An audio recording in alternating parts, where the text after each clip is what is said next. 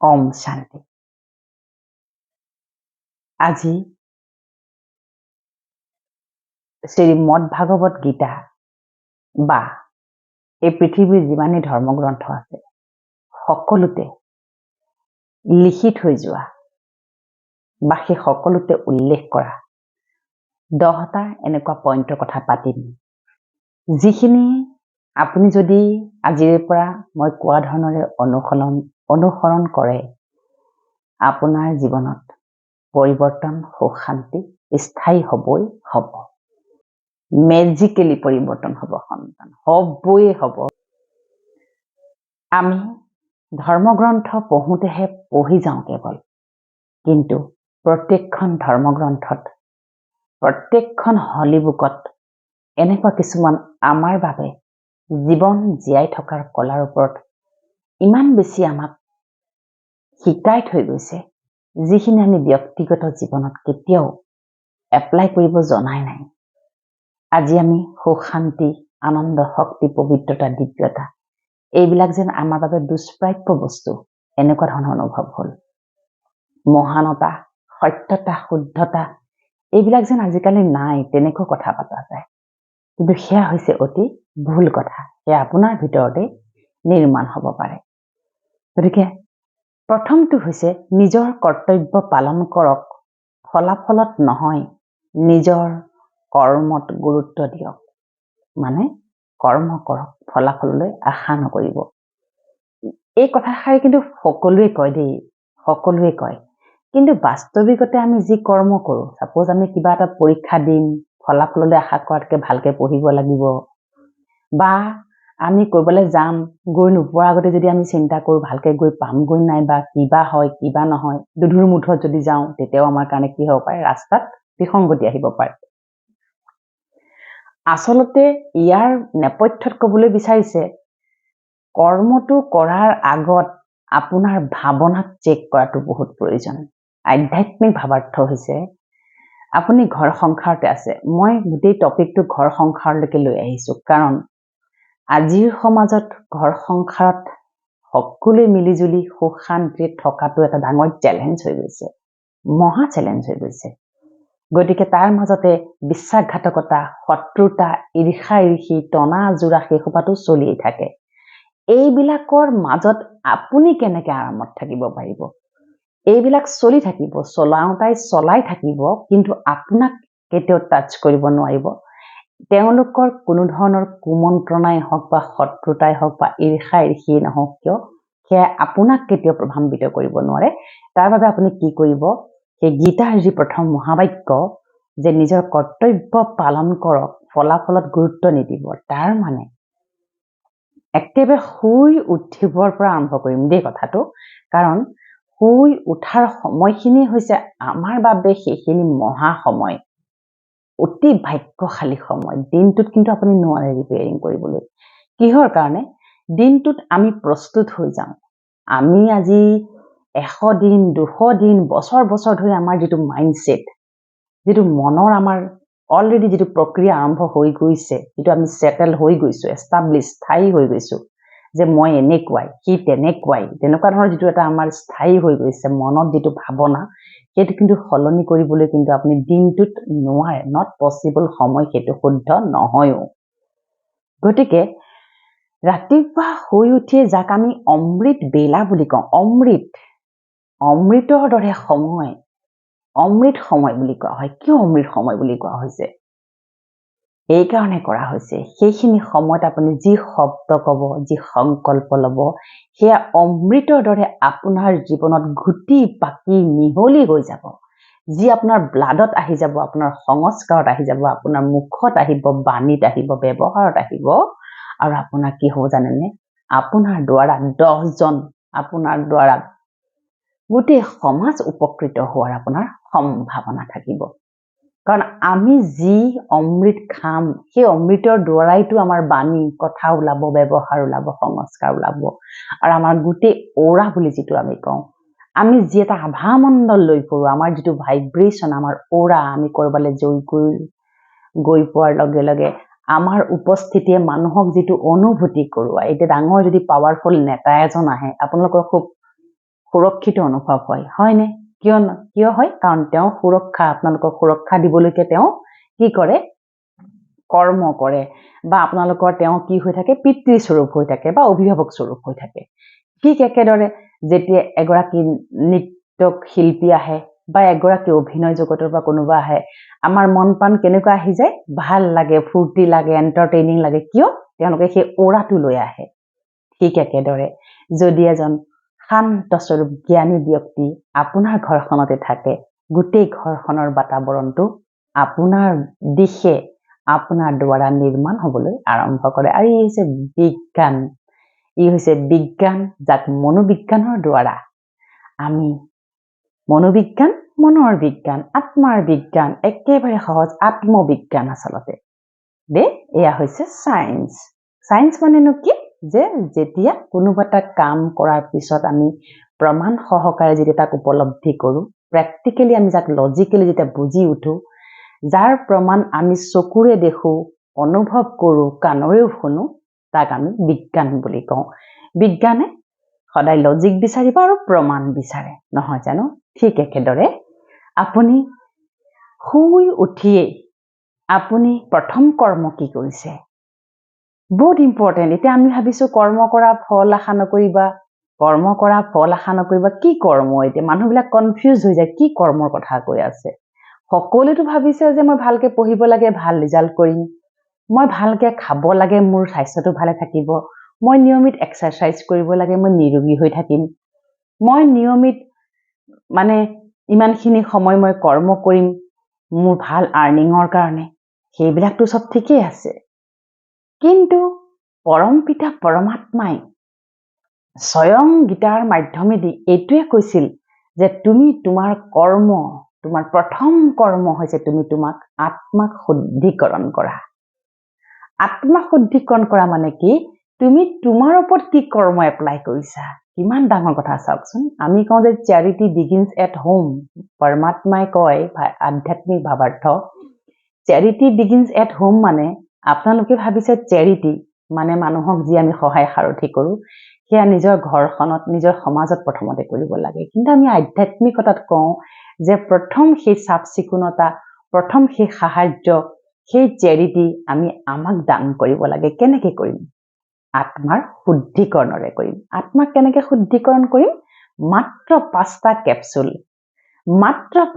Capsule আপুনি ৰাতিপুৱাই পানীৰ লগত ঘুটি খাই দিয়ক আত্মা শুদ্ধিকৰণ হৈ যাব একদম সহজ সিম্পল হয় একদম সিম্পল সাধাৰণ হয় সকলোৱে কৰিব পাৰে একেবাৰে সৰু সন্তানৰ পৰা লৈ বুঢ়া মানুহলৈকে কৰিব পাৰে ই আপোনাক মহৌষধৰ কাম কৰিব প্ৰথমটো কেপচুল হৈছে মই শক্তিশালী মোৰ আত্মা শক্তিশালী মোৰ আত্মা মোৰ মন বুদ্ধি শক্তিশালী দ্বিতীয়টো কেপচুল হৈছে মই জ্ঞানী মই সৰ্বগুণ সম্পন্ন পৰমাত্মা ঈশ্বৰ আল্লাহ গড ভগৱানৰ সন্তান তৃতীয়টো হৈছে মই সুখী আৰু আনন্দ স্বৰূপ আত্মা আজিৰ দিনটোত যি পৰিস্থিতি নহওক মই মোৰ আত্মিক সুখ আৰু আনন্দ সকলো সময়তে মই ধৰি ৰাখিম মই কাৰো ব্যৱহাৰ কাৰো সংস্কাৰ কাৰো বেয়া কথা বেয়া ব্যৱহাৰৰ দ্বাৰা প্ৰভাৱিত নহওঁ কিয়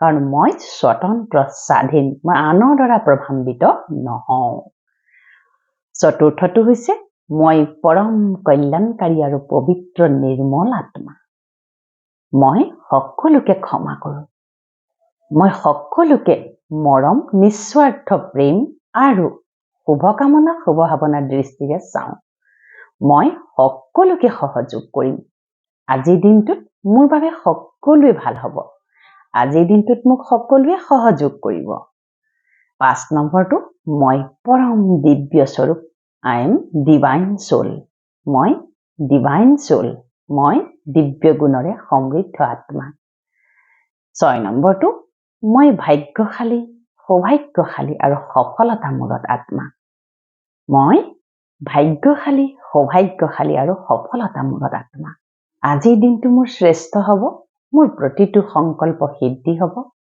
মোৰ প্ৰতিটো কৰ্ম মই যাক যি বাণী কম কথা কম ব্যৱহাৰ কৰিম সকলো ভাল হ'ব আৰু মই আজিৰ দিনটো সুখ আনন্দ প্ৰাচুৰ্যৰে পৰিপূৰ্ণ কৰিম। আজিৰ দিনটোত মই মোৰ স্বকৰ্মৰ প্ৰতি সচেতন থাকিম। মই শান্ত আৰু স্থিৰ। শান্তি মোৰ স্বধৰ্ম। শান্তি মোৰ জনম সিদ্ধ অধিকাৰ। শান্তি মোৰ ব্যক্তিত্ব। শান্তি মোৰ স্বভাৱ সংস্কাৰ। মই শান্ত শীতল আৰু স্থিৰ। মোৰ মন বুদ্ধি জ্ঞানী স্থিৰ আৰু শান্ত। আজিৰ দিনটোত মই প্ৰত্যেকটো সিদ্ধান্ত কথা আৰু ব্যৱহাৰ শান্তিপূৰ্বকভাৱে গ্ৰহণ কৰিম। মই সকলোকে শান্তিৰ প্ৰকম্পন দিম। মই কোনো কাৰণত কোনো পৰিস্থিতিত পৰি কেতিয়াও মই নিজৰ সন্তুলন নেহেৰুৱাম। মই নিজক বহুত প্ৰেম কৰোঁ। মই প্ৰেম স্বৰূপ আত্মা। আজিৰ দিনটোত মই সকলোকে ক্ষমা কৰি দিছোঁ। মোৰ শুভকামনা শুভভাৱনা আশীৰ্বাদ সকলোৰে লগত আছে, আজীৱন থাকিব। এই ভাৱনাৰে আপুনি প্ৰথম পানীগিলাচ খাওক আৰু লগতে সেইখিনি আপুনি অন্তঃকৰণৰে কওক। তাৰপিছত কি কৰিব? তাৰপিছতে আপুনি আপোনাৰ যেতিয়া আত্মাৰ শুদ্ধিকৰণ হ'ব, আপুনি পৰিষ্কাৰ হৈ যাব, আপুনি নিজৰ কাৰণে প্ৰথম কামটো কৰি দিলে, তাৰপিছত আপুনি বেলেগৰ বাবে যি কৰ্ম কৰিব সি স্বতঃস্ফূৰ্তভাৱে ইমান বঢ়িয়া হ'ব। আপুনি এপ্লাই কৰিলে গম পাব, সি স্বতঃস্ফূৰ্তভাৱে ইমান ভাল হ'ব যে আপুনি অনুভৱ কৰিব যে লাহে লাহে লাহে লাহে আপোনাৰ ঘৰখনৰ বাতাবৰণ সলনি হ'বলৈ আৰম্ভ কৰিছে। লাহে লাহে আপোনাৰ লগত থকা যিসকলৰ আগৰ ব্যৱহাৰ আছিল সিহঁতৰ পৰিৱৰ্তন আহিছে। অথচ আপুনি একো ইমান কৰা নাই, কেৱল নিজক পৰিৱৰ্তন কৰি আছে, আপুনি নিজক শক্তি দি আছে, নিজক এনাৰ্জাইজ কৰি আছে, কিন্তু পৰিৱৰ্তন বেলেগ হ'বলৈ আৰম্ভ কৰিছে। গতিকে সেয়া হৈছে কৰ্মৰ ফল। আমি ফলটো কি কৰিলোঁ এতিয়া? ইমান আশা নকৰিলোঁ, কোনোবা সলনি হ'ব নসলনি নহ'ব, কিন্তু মই মোৰ কৰ্মৰ ওপৰত প্ৰথমতে ধ্যান ৰাখিম। সেই কৰ্মতে কিন্তু সদায় আপোনালোকে কৰিব। দ্বিতীয়তে কৈছে ফলাফলৰ প্ৰতি মোহ ত্যাগ কৰক। বহুত ইম্পৰ্টেণ্ট, বহুত ইম্পৰ্টেণ্ট। বহুতেই কয় চিষ্টাৰ আজি 10 বছৰে গেবাৰী খাটি খাটি ইমান ইহঁতক সেৱা কৰিলোঁ, শুশ্ৰূষা কৰিলোঁ, আজি শেষত গৈ পেলাই মোক মানে এনেকুৱা ব্যৱহাৰ কৰিছে, মোক বিশ্বাসঘাতকতা কৰিছে, মোক ঘৰৰ পৰা উলিয়াই দিয়াৰ কথা কৈছে, মোৰ সন্তানে মোক কথা নুশুনে, মোৰ স্বামীয়ে আজি বেলেগ ক'ৰবাত সম্বন্ধ কৰি পেলাই বেলেগ এক্সট্ৰা মেৰিটেল এফেয়াৰ কৰি তাত থাকেগৈ। আজি ইমানখিনি কৰাৰ বিনিময়ত কি মই এইখিনি পাইছিলোঁ নেকি? কি ভগৱানে মোৰ কাৰণে এইখিনিকে আনিছিল নেকি? এনেকুৱা ধৰণৰ বহুত প্ৰশ্ন মোলৈ দিনটোত আহি থাকে। মোৰ ঘৰখনটো আৰু সৰু কোৰ্টতকৈ কম নহয় দেই। সেইবাবে কৈছোঁ সহজভাৱে কি ক'লে, এয়া ধৰ্মগ্ৰন্থত লিখি থৈ গৈছে যে ফলাফলৰ প্ৰতি মোহ ত্যাগ কৰা। মই মোৰ সন্তানটোক আজি ভালৰ ভাল খুৱাইছোঁ, ভাল স্কুলত দিছোঁ, যি লাগে বুলি কয় তাকেই দিছোঁ। তাৰপিছত সি যেতিয়া মোক বেয়া ব্যৱহাৰ কৰিব, মোক উপদ্ৰৱ কৰি গালি গালাজ কৰিব, বেয়া শব্দ ব্যৱহাৰ কৰিব, তেতিয়া মই কান্দি কান্দি ক'ম যে এয়াই মই পাবলগীয়া আছিল নেকি? আজি মই ইমান দিন কৰা সেৱাৰ বিনিময়ত মই এইখিনি প্ৰাপ্য আছিল নেকি চিষ্টাৰ? সেইসকলক কৈছোঁ। বা আজি আপুনি ইমান কষ্ট কৰি আপুনি মানুহজনক আজি লালন পালন কৰিলে, তেওঁক সময়ত খোৱা বোৱা দিলে, তেওঁক আপুনি প্ৰতিটো তেওঁৰ বিপদৰ সময়ত আপুনি হাত ধৰি থাকিলে, কিন্তু তেওঁ যেতিয়া বহুত ওপৰলৈ গুচি গ'ল, তেওঁ বেলেগৰ সৈতে সম্বন্ধ কৰিবলৈ আৰম্ভ কৰিলে। তেনেকুৱা কথাও মোলৈ বহুত আহে ন, জানি লওক। তাৰমানে কথাটো এনেকুৱা, আপুনি কৰ্মটো কৰোঁতে যেনেকৈ ক'লোঁ যে ফলৰ আশা নকৰিব, ফলৰ মোহ ত্যাগ কৰিব লাগিব। আৰু সূক্ষ্ম মই আজি এইখিনি কৰি আছোঁ, ছাপ'জ বহুতে মোক কয় দেই চিষ্টাৰ মোৰ একো পৰিৱৰ্তন অহা নাই। আমি যেতিয়া কাষ্টমাইজ কৰি সংকল্পবোৰ দিওঁ কৰিবলৈ, লিখে চিষ্টাৰ মোৰ পৰিৱৰ্তন অহা নাই, তেতিয়া মই চেক কৰোঁ আপুনি কি মন্ত্ৰ মতা দি মাতিছে নে সেইখিনি মতাৰ আগতে ভাবে যে মই এইখিনি কৰিলে ই ভাল হৈ যাব। সেইটো হৈছে সূক্ষ্ম তাৰণা এটা সোমাই থাকে যে মই মোৰ সন্তানটোক লালন পালন কৰিছোঁ, ইমান ভাল স্কুলত দিছোঁ, খোৱা বোৱা দিছোঁ, যি লাগে তাকেই দিছোঁ, অন্য ল'ৰা ছোৱালীতকৈ অন্তত এখোপ ওপৰত ৰাখিছোঁ, কিন্তু সি মোক কি দিব? যদিও ফুটাই নকওঁ, সিহঁতে সৰু হৈ থাকে, কিন্তু এই অন্তৰত সোমাই থাকে সি মোক কি দিব, তাই মোক কি দিব, হয়নে? আৰু সেইবিলাকৰ প্ৰতি অসুৰক্ষিত অনুভৱ কৰি বহু পিতৃ মাতৃ একেলগে কথাও পাতে, আজিকালি সন্তান আমাক চাই বা নাচায়, আমাক বা কিবা দিয়ে নে নিদিয়ে, সেইবাবে নিজেই নিজৰ কিন্তু বেংক বেলেঞ্চ বিলাক ঠিক কৰি ল'ব লাগে দেই। এনেকেও কথা পাতে, নাপাতিব। সেইবিলাক আচলতে একেবাৰে অপদাৰ্থ কথা। আপোনাৰ সন্তান, আপোনাৰ বিশ্বাস, আপুনি আত্মবিশ্বাসেৰে তাক যদি লালন পালন কৰে, শিশু শ্ৰীকৃষ্ণৰ দৰে যদি আপুনি লালন পালন কৰে, ধৰ্মাত্মা মহাত্মাৰ দৰে যদি আপুনি তাক সদায় সংকল্প দিয়ে, আপোনাৰ সন্তান অন্ততঃ কোটিজনৰ মাজত এজন হৈ জিলিকি উঠিব। প্ৰমাণ, সন্তান সদায় শ্ৰেষ্ঠ, সন্তান সদায় সত্য, সন্তান সদায় সুন্দৰ। Very lovely. সন্তানৰ দৰে লাভলি থিংটো একো পৃথিৱীতেই নাই দেই। গতিকে সন্তানক কি আপুনি কৰিব যে সেই মোহ থাকিলেও যদি সেই মোহো সোমাই আছে, সেই মোহলৈ যদি আপুনি সংকল্প কৰিছে, তেতিয়াও কিন্তু নহব। গতিকে শুই উঠিয়ে সন্তান হওক, স্বামী হওক, স্ত্ৰী হওক, বেলেগ হওক, সকলোকে অন্তৰৰ পৰা আশীৰ্বাদ দিয়ক। তুমি যেনেকুৱা, তুমি মোৰ বাবে শ্ৰেষ্ঠ।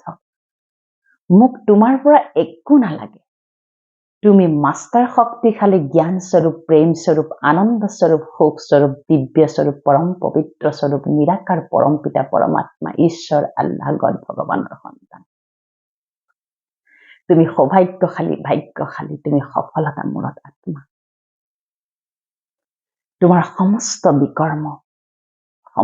বিকৰ্মৰ পৰা তুমি মুক্ত হৈ পৰিছা। তুমি নিৰ্বিকাৰী, তুমি বিঘ্ন বিনাশক, তুমি নিৰ্ভীক, তুমি নিৰ্ভয়, তুমি মোৰ পৰম আজ্ঞাকাৰী। তুমি সুস্বাস্থ্যৱান, নিৰোগী আৰু দীৰ্ঘায়ু। তোমাৰ একাগ্ৰতা শক্তি, মনোযোগ শক্তি আৰু দৃঢ়তা শক্তি বহুত বেছি। তোমাৰ দৰে ভাগ্য আৰু কাৰোৰে নাই। পৰম পিতা পৰমাত্মাৰ আশীৰ্বাদ সদায় তোমাৰ লগত আছে। তুমি শান্ত, তুমি স্থিৰ, তুমি ধৈৰ্যশীল, তুমি গুণী জ্ঞানী, সৰ্বগুণ সম্পন্ন। বাছ অন্তৰৰ পৰা আশীৰ্বাদ দিয়ক, একদম ধাৰাধাৰ। কিন্তু যদি সেই মোহটো ৰাখে, সাপোজ মই কৰিব দিছো 55 দিন, আপুনি হিচাপ কৰি আছে, কাইলৈ 55 দিন হ'ব, তাৰপিছত আপুনি ভাবিছে ই কি সলনি নহল দেখোন একো। তাৰমানে আপোনাৰ ভিতৰত কৰবাত কি হৈছে, আপোনাৰ ট্ৰেফিক লাগি আছে। সংকল্প আত্মাত গৈ পোৱাগৈ নাই, কৰবাত ফচি আছে। ক'ত? মোহত আবদ্ধ হৈ আছে। হ'ব নেকি তেনেকুৱা ধৰণৰ মোহত আবদ্ধ হৈ আছে দেই।